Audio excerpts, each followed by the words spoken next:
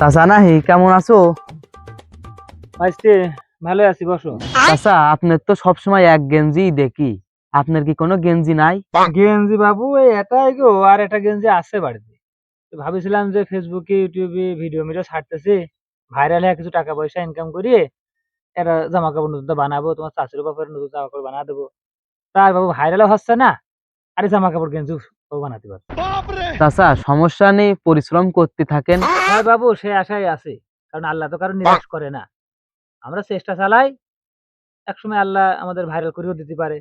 আর আমাদের যারা দর্শকরা দেখতেছে আমাদের এই ভিডিও, তারা যদি লাইক শেয়ার কমেন্টস করে, তাহলে আমরা ভাইরাল হ্যাঁ জাতি পাই। চাচা আপনার ভিডিও যদি ভাইরাল নাও হয়, তারপরেও আপনি কোনো পেশান নেন না। আপনার দরকার হয় আমরা আপনার চাই রাস্তার মোড়ের পার থাল হাতে করে বসা দেব, তারপরেও আমরা আপনার গেঞ্জির ব্যবস্থা করেই দেব।